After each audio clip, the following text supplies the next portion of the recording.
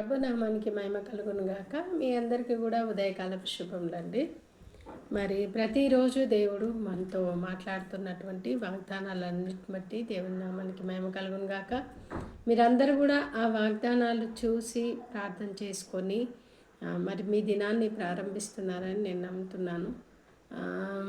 మరియు మీరు ఆ యొక్క వాగ్దానాలను బట్టి ఆదరించబడుతూ ధైర్యపరచబడుతున్నందుకు దేవునికి మహిమ కలుగును గాక. మరి ఈ దినం కూడా దేవుడు మనకిస్తున్నటువంటి వాగ్దానము యెషయా గ్రంథము 51వ అధ్యాయము 12వ వచనం. నేనే మిమ్మను ఓదార్చువాడను, చనిపోవు నరునికి తృణమాత్రుడగు నరునికి ఎందుకు భయపడుదువు. ఇక్కడ దేవుడు ఒక క్వశ్చన్ వేస్తున్నాడు. ఏమనంటే నేనే మిమ్మల్ని ఓదార్చువాడను, చనిపోవు నరునికి తృణమాత్రుడగు నరునికి ఎందుకు భయపడుతున్నావు అంటున్నాడు. చాలాసార్లు మన జీవితంలో చాలా విషయాలను బట్టి మనం ఏం చేస్తూ ఉంటాం, భయపడుతూ ఉంటాం. మనుషులకు అయ్యో మేము ఇట్లా చేస్తే వాళ్ళు ఏమన్నా అంటారేమో, లేకపోతే ఇంకెవరన్నా మనకి చేతబడి చేస్తారేమో. నేను మొన్న ఒకసారి నేను విన్నాను, ఒక డాక్టర్ గారు ఆ డాక్టర్ వాళ్ళ వైఫ్ ఆయన్ని ఎంత భయపెడుతుందంటే మనకేదో చేస్తున్నారని అట్లా అని.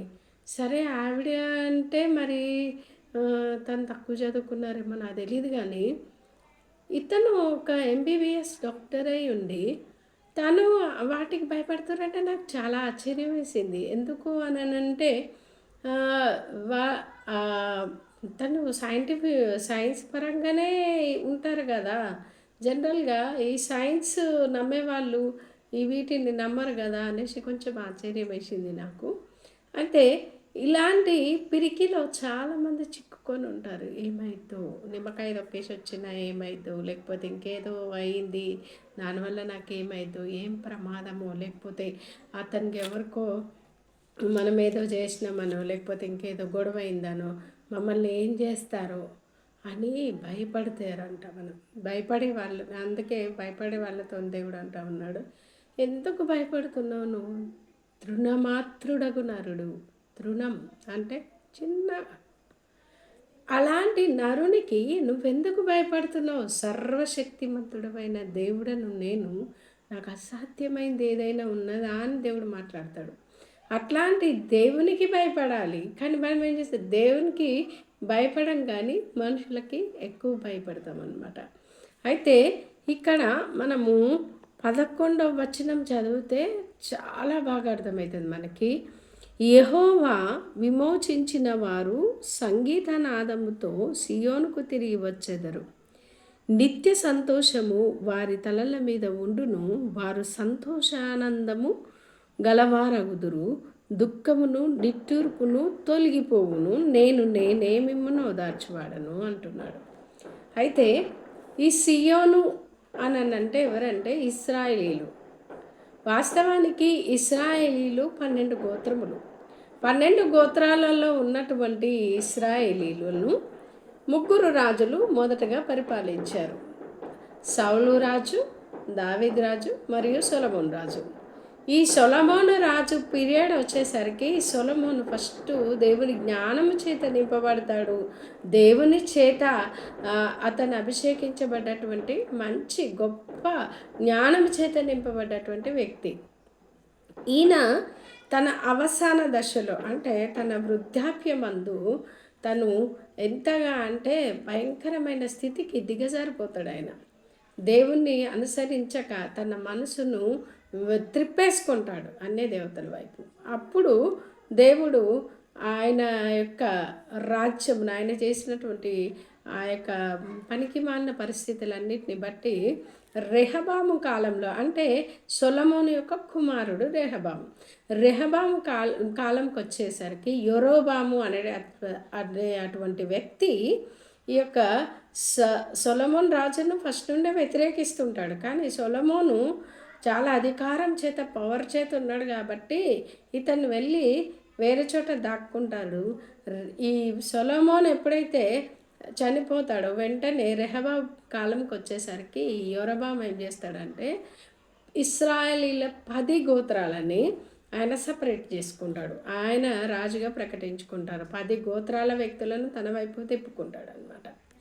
అయిన తర్వాత ఏమవుతుందంటే ఈ రెహబాం ఉన్నాడు కదా, ఈ రెహబాముకి యూదులు యూదా యూదా వంశస్థులు మరియు బెన్యామీన్ వంశస్థులు, ఈ ఇద్దరు వంశస్థులు కలిసి యూదులుగా ఏర్పడతారు. ఇశ్రాయేలీలేమో 10 గోత్రములు, యూదులు 2 గోత్రములు, మొత్తం 12 గోత్రాలు. అయితే ఈ ఈ యొక్క యూదులకేమో రెహబాం రాజు అవుతాడు, ఇశ్రాయేలీలకేమో యరొబాం రాజు అవుతాడు. ఈ యరొబాం ఏం చేస్తాడంటే చాలా భయంకరమైన పాపము చేయడానికి ఈ యొక్క అన్యుల సంస్కృతిని అంతా తీసుకొచ్చి ఇశ్రాయేలీలను హేయమైన పాపము చేయడానికి కారకుడు అవుతాడనమాట. అప్పటి నుంచి దేవుడు ఏం చేస్తాడంటే హెచ్చరిస్తూనే ఉంటాడు. ఎంతోమంది ప్రవక్తలను పంపిస్తారు, కానీ ఇశ్రాయేలీలు అస్సలు వాళ్ళ పాపం విషయంలో అస్సలు కూడా దేవుని వైపు తిరగారనమాట. చాలా ఘోరంగా వాళ్ళు దేవునికి వ్యతిరేకంగా పాపం చేస్తారు. అలాంటి సమయంలో దేవుడు ఏం చేస్తాడంటే వాళ్ళని అష్షూరీలీల చేతికి అప్పచెప్తాడు. ఈ అష్షూరు వాళ్ళు చాలా భయంకరస్తులు అనమాట. వాళ్ళు ఎంతో ఘోరంగా వీళ్ళని హింసిస్తారు, రకరకాలుగా వాళ్ళని బాధ పెడతారనమాట.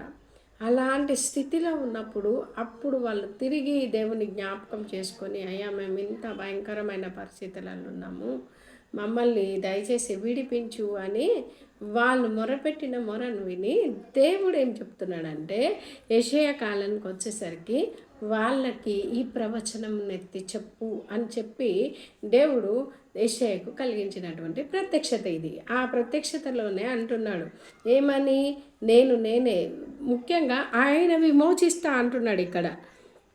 ఏమంట, యెహోవా విమోచించిన వారు సంగీతనాదముతో సియోనుకు తిరిగి వచ్చేదరు. సియోను అనే ప్రదేశానికి మళ్ళీ ఏం చేస్తారంటే తిరిగి వస్తారు. తిరిగి వచ్చిన తర్వాత నిత్య సంతోషం వాళ్ళ తలల మీద ఉండును. నిజంగా సంతోషం అనేది చాలా తక్కువ ఉంటుంది. ఈ రోజులలో చూస్తే ఎక్కడైనా సంతోషం వెతుక్కోలేనటువంటి పరిస్థితిలో ఉన్నాం మనం. కానీ నిత్యమైన సంతోషము వాళ్ళ తలల మీద ఉంటుందంట. మళ్ళీ అంటున్నారు, వారు సంతోషానందం గల వారగుదురు, దుఃఖమును నిట్టూర్పును తొలగిపోవును. దుఃఖము నిట్టూర్పు తొలగిపోవాలంట అది కేవలము దేవుని వల్ల మాత్రమే సాధ్యమవుతుంది. అందుకే అంటున్నాడు, నేనే మిమ్మల్ని ఓదార్స్తాను. మీరు వచ్చి నన్ను బ్రతిమలాడడంను బట్టి కాదు, నాకు నేనుగా మిమ్మల్ని నేను ఓదారుస్తా అంటాడు. ఎంత మంచి దేవుడు అండి ఆయన. కృపామయుడు, ప్రేమామయుడైనటువంటి దేవుడు. చాలాసార్లు మనం ఆయనకు వ్యతిరేకంగా పాపం చేసి తప్పిపోతున్నప్పటికీ ఎన్నోసార్లు మనము ఆయనకు ఇష్టం లేని కార్యాలను మన మనస్సాక్షికి వ్యతిరేకంగా బ్రతుకుతున్నప్పటికీ ఆయన అంటున్నాడు, నేనే. బాధల్లో ఉండి నువ్వు ప్రార్థన చేయకున్నా సరే, చాలామంది జీవితాల్లో బాధ వచ్చినప్పుడు ప్రార్థన చేస్తారు, కొంతమంది ప్రార్థన చేయరు సరిగదా, దేవుడి మీదనే ఏమంటారంటే దేవుడు మాకు ఇట్లా చేసిండు అట్లా చేసిండని చాలా కోపాన్ని వ్యక్తం చేస్తాడు. అట్లాంటి వాళ్ళతో కూడా దేవుడు మాట్లాడుతున్నాడు. నీవు చేసిన పాపంల చేత కిందికి వస్తే చాలా ఉంటుంది. నువ్వు చేసిన పాపంల చేత నువ్వు చాలా విసికిచ్చినావు నన్ను, కానీ నేనే నా చిత్తానుసారంగా నీ తప్పులన్నిటిని కూడా, నీ యొక్క పాపంలన్నిటిని కూడా కడిగేస్తా అంటాడు. ఆయన ప్రేమగల దేవుడు అండి. ఆయన ఎందుకు అంతగా చేస్తా అంటుండంటే ఆయనే సృష్టికర్త కాబట్టి, నిన్ను సృష్టించింది ఆయనే కాబట్టి ఆయన్నే నిన్నేం చేస్తా అంటున్నాడు, ఆ పాపంలన్నిటి విషయంలో కూడా ఆయన ప్రాయచిత్తం చేస్తా అంటున్నాడు. ఆ ప్రాయచిత్తం ఎట్లో తెలుసా, ఆయనే ఈ లోకానికి మానవుడిగా దిగి వచ్చి మానవ రూపం ఎత్తి ఆయన ఏం చేసిండు, సిలువలో మన కోసం, నిజానికి మనల్ని ఒక్కొక్క వ్యక్తిని సిలువేయాలి, కానీ ఆ సిలువలో మనందరి పాపం కోసం ఆయన ఒకేసారి బలియాగం అయిపోయిందండి. బలి అయినటువంటి ఆ దేవుడు మహోన్నతుడని ఆయన సమాధి చేయబడి, పాతిపెట్టబడి సమాధి చేయబడిన తర్వాత తిరిగి 3వ దినమున లేచి 40 దినములు అనేకులకు కనబడి తర్వాత ఆయన పరలోకానికి ఎక్కిపోయినటువంటి దేవుడు అంటున్నాడు, కలవరపడకుడి, నేను మీకు తోడుగా ఉన్నాను, నా తండ్రి ఇంటి అనేక నివాస స్థలములు గలవు అంటాడు. నేను మళ్ళీ వచ్చి మిమ్మల్ని తీసుకెళ్తా అని చెప్తాడు ఆయన. కాబట్టి క్రైస్తవులమైనటువంటి మనము, లేకపోతే వాక్యం వింటున్నటువంటి దేవుని బిడ్డ, నీకు ఒకవేళ దేవుడి గురించి తెలియకపోయినా సరే ఇది సత్యం. ఆయన మరలా రాబోతున్నాడు. ఆయన వచ్చినప్పుడు మనల్ని ఆయనతో పాటు తీసుకొని వెళ్తాడు. మేఘంల మీద ఆయనతో పాటు మనల్ని తీసుకొని వెళ్ళే దేవుడు. అందుకే ఆయన అంటున్నాడు, మనుషులను చూసి భయపడదు, ఎవరు ఏమో చేస్తారని భయపడకు, దేని గురించి నువ్వు చింతపడకు, నేనే కదా మిమ్మల్ని ఓదార్స్తాను. ఈరోజు భయంకరమైన వేదనలు ఉన్నావేమో నువ్వు. కొన్నిసార్లు ఎట్లుంటుందంటే అండి, ఎంతమంది వచ్చి మనకి ఆ బాధ విషయంలో ఎంత ఓదార్చినా సరే అండి, ఆ ఓదార్పు పొందుకోలేము. కొన్నిసార్లు మనకు ప్రియమైన వాళ్ళు చనిపోయినారు అనుకోండి, ఎంత దుఃఖకరం అండి. లేకపోతే మన స్నేహితులు మనల్ని మోసం చేసిండ్రు అనుకోండి, అది ఎంత బాధాకరం అండి. మనం నమ్మినోళ్ళు మనల్ని వెన్నుపోటు పొడిస్తే ఎంత బాధాకరం అంటే అసలు అది ఎవరికి చెప్పుకోలేము. కొన్నిసార్లు అలాంటి సిచ్యువేషన్స్లలో ఎంత బాధపడుతూ కుమిలి కుమిలి ఏడుస్తాం. వీళ్ళే నాకు సర్వస్వం అనుకున్న వాళ్ళు చేయి విడిచి మనల్ని కాదంటే ఎంత బాధ అనిపిస్తుంది అంటే, కొన్నిసార్లు వీళ్ళు నన్ను చాలా ప్రేమిస్తున్నారు అనుకునే వాళ్ళు మనల్ని నిర్లక్ష్యం చేసినప్పుడు చాలా ఈ రోజులల్లో ఏంటంటే, ఒకప్పుడు ఉత్తరాలు రాసుకునే వాళ్ళు, లేకపోతే ఇంకేదో సంథింగ్. ఈ రోజులల్లో ఏంటండి, అందరూ వాట్సాప్ల ద్వారా మెసేజ్లు పంపిస్తూ ఉంటారు. ఆ వాట్సాప్ మెసేజెస్ చూస్తారు కానీ ఆన్సర్ చేయరు. అలాంటప్పుడు ఎంత బాధ కలుగుతుంది. కష్టంలో ఉన్నప్పుడు 10 రూపాయలు ఇవ్వమని మనం బతిమలాడినప్పుడు ఇవ్వకపోతే ఎంత బాధగా ఉంటుంది. రోగులమై ఉన్నప్పుడు మనల్ని ఎవరు చూడడానికి రాకపోతే ఎంత బాధగా ఉంటుంది. అందుకే అంటున్నాడు ఆయన ప్రేమ శాశ్వతమైనది. ఆయన ప్రేమ అగాపే ప్రేమ. మరి ఈరోజు ఫిబ్రవరి 14 అంటే మీకేం నేను కొత్తగా చెప్పనవసరం లేదనుకుంటాను. ప్రేమికుల దినోత్సవం అని అందరూ ఇది స్థిరమైన ప్రేమ అనుకుంటాం, కానీ ధరలోని ప్రేమలన్నీ కరిగిపోయేటి. స్థిరమైన ప్రేమ క్రీస్తు యేసు ప్రేమ మాత్రమే. ఆ ప్రేమ అగాపే ప్రేమ, అది షరతులు లేనిది, ఎల్లలు లేని ప్రేమ. అందుకే ఆయన అంటున్నాడు, ఆయన నేనే ఓదారుస్తా. మనం అర్హులమని కాదు, ఆయన ప్రేమను బట్టి ఓదారుస్తాడంట. నిజంగా ఆయన యొక్క బాహువులో మనకి, ఆయన యొక్క కౌగిల్లో మనకి నిజమైన ఆదరణ. అదే మత్తయి సువార్తలో కూడా అంటాడు, దుఃఖపడి వారు ధన్యులు, వారు ఓదార్చబడతారు అంటాడు. మన దుఃఖంలో ఉన్నప్పుడు మనల్ని ఓదార్చే వాళ్ళు రావాలని చాలా కోరుకుంటామండి. ప్రతి వ్యక్తి కూడా దుఃఖంలో ఉన్నప్పుడు ఎవరైనా మాట్లాడితే బాగుంటుంది.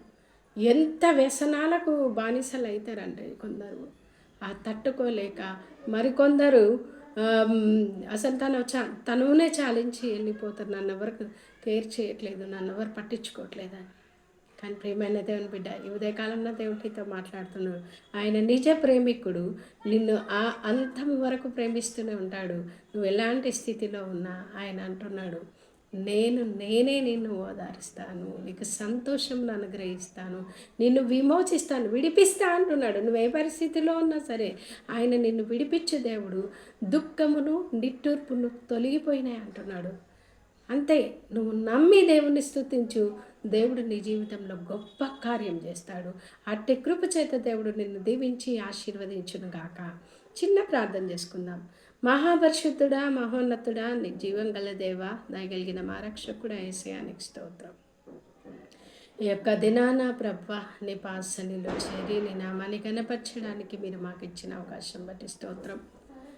అయ్యా నా తండ్రి, మరి జీవితంలో ఎన్నో రకాలైనటువంటి ఆటపోట్ల గుండా వెళ్తున్నప్పుడు, అయ్యా ప్రేమ లేక వెలితి చేత బాధపడుతున్నప్పుడు, నిజమైన ప్రేమ కోసం వెతుకులాడుతున్నప్పుడు ప్రభా నువ్వు మాట్లాడుతున్న ఎంతో మంచి మాటలు, ఎంతోమంది ప్రభా ఎన్ని ఉన్నా ప్రభా వాళ్ళకి నాయన సంతోషం లేక ఏడుస్తూ ఉన్నారు, సమాధానం లేక బాధపడుతున్నారు ప్రభా. అటు బిడ్డలందరినీ కూడా మీరు జ్ఞాపకం చేసుకొని ఓదార్చమని ప్రార్థిస్తున్నాను. ఎంతమంది అయితే సమస్యల గుండా, కష్టాల గుండా, శోధనల గుండా, శ్రమల గుండా వెళ్తున్నారో ప్రభా, వారందరినీ ధైర్యపరచమని ప్రార్థిస్తున్నాను. వారికి దుఃఖమును నిట్టూర్పును తొలగిపోటకు, సంతోషము వారి తలల మీద ఉండుటకు సహాయము చేయమని ప్రార్థిస్తున్నాను. ఎంతమంది అయితే ఈ వీక్షిస్తూ ఉన్నారో ప్రభా, మా వ్యూవర్స్ అందరినీ కూడా దీవించండి అయ్యా. అదేవిధంగా నాయన సబ్స్క్రైబర్స్ అందరినీ కూడా దీవించి ఆశీర్వదించండి. నీ కృపకు సాక్షులుగా మా అందరినీ ఉంచుమని నీ పాద సన్నిధిలో ప్రాధేయపడుతూ ప్రతి ఒక్కరి జీవితంలో ఆనంద సంతోషాలను దయచేయమని యేసు నామమున అడిగి వేడుకుంటున్నాను తండ్రి. ఆమేన్. ఆమేన్.